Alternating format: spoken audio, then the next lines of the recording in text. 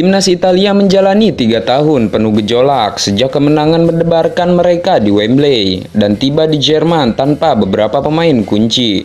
Luciano Spalletti tahu bahwa Italia belum berada di level yang sama dengan para pesaing mereka di Euro 2024 seperti Inggris, Prancis, Jerman, Kroasia, Spanyol, dan Portugal. Meskipun begitu, ia percaya bahwa mereka bisa menjadi seperti itu.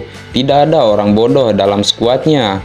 Katanya, hanya ada pemain yang sangat berkomitmen pada tujuan yang bahkan rela berhenti bermain PlayStation selama sebulan. Oleh karena itu, Spalletti bersikeras bahwa ia memiliki sejumlah pemain yang tidak hanya memiliki talenta, tetapi juga sikap yang tepat untuk meniru kemenangan mengejutkan Italia di turnamen di Wembley 3 tahun lalu. Bahkan Azzurri di bawah asuhan Roberto Mancini pada 2021 bukanlah tim terkuat di atas kertas, kata sang pelatih. Kemudian mereka menjadi tim yang istimewa. Namun, ketika Italia sekali lagi tiba di Euro kedua secara beruntun setelah gagal lolos ke Piala Dunia sebelumnya, kemiripan antara anak asuh Mancini dan tim asuhan Spalletti berakhir di sana.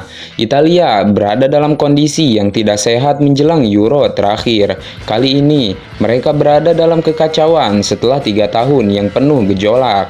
Akibatnya, sebagian besar penggemar tidak bermimpi untuk memenangkan turnamen ini.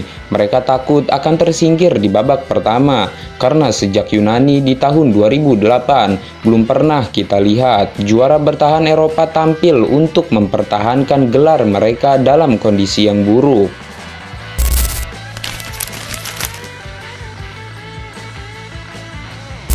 Setelah keterkejutan dan kengerian karena gagal tampil di Piala Dunia pertama sejak 1958, Italia menikmati kebangkitan spektakuler di bawah asuhan Roberto Mancini yang berpuncak pada kemenangan gemilang dan sangat layak atas Inggris di final Euro 2020. Kemenangan Azzurri tidak dapat disangkal merupakan sebuah kejutan. Cara mereka bermain lebih dari itu, dengan Italia mematahkan stereotip dengan memainkan gaya sepak bola yang dinamis dan ofensif. Namun, ini bukanlah sebuah kisah underdog. Sudah terlihat jelas jauh sebelum Italia tiba di Inggris untuk pertandingan 4 besar, bahwa Mancini telah membangun sesuatu yang spesial. Dia telah berhasil menciptakan semangat klub di dalam tim nasional, dan patut diingat bahwa tim asuhannya tidak terkalahkan dalam 27 pertandingan ketika Euro dimulai. Italia kemudian memecahkan rekor internasional untuk pertandingan beruntun tanpa kekalahan dan secara luas dianggap sebagai salah satu tim favorit untuk memenangkan Piala Dunia 2022 setelah 2 kegagalan penalti. Jorginho 2 kali membuat mereka kalah dari Swiss di babak kualifikasi. Italia dikejutkan oleh Makedonia Utara di babak playoff. Mancini mengundurkan diri pada 13 Agustus 2023, hanya 9 hari setelah Federasi Sepak Bola Italia memberinya kendali atas tim nasional U20 dan U21, sehingga memungkinkannya untuk memuluskan perkembangan para pemain dari sepak bola di bawah umur ke level senior. Keluarnya Mancini secara tiba-tiba membuat Italia berada dalam situasi yang cukup sulit. Mengingat kampanye kualifikasi Euro 2024 mereka sudah berjalan, mencari pengganti yang sepadan tidaklah mudah. Untungnya, Spalletti bersedia untuk meninggalkan cuti panjangnya dari sepak bola setelah secara sensasional berpisah dengan Napoli saat mereka memenangkan Scudetto yang bersejarah di musim sebelumnya.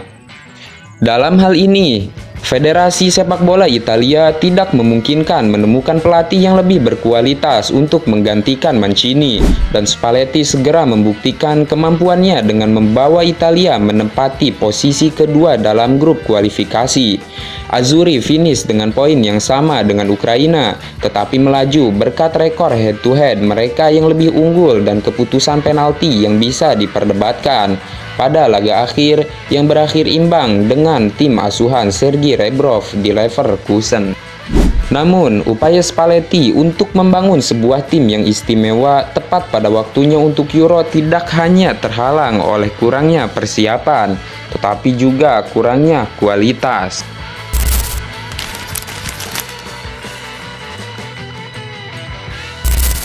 Meskipun Italia secara luas dipuji karena pendekatan yang tidak biasa di Euro 2020 yang mengeluarkan kemampuan terbaik dari Federico Chiesa, kemenangan mereka masih didasarkan pada keunggulan pertahanan.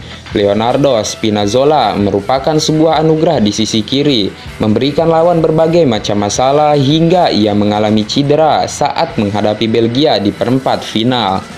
Ancaman serangan mereka telah berkurang dengan absennya sang pemain Roma. Italia semakin bergantung pada duo pemain bertahan veteran, Giorgio Chiellini dan Leonardo Bonucci.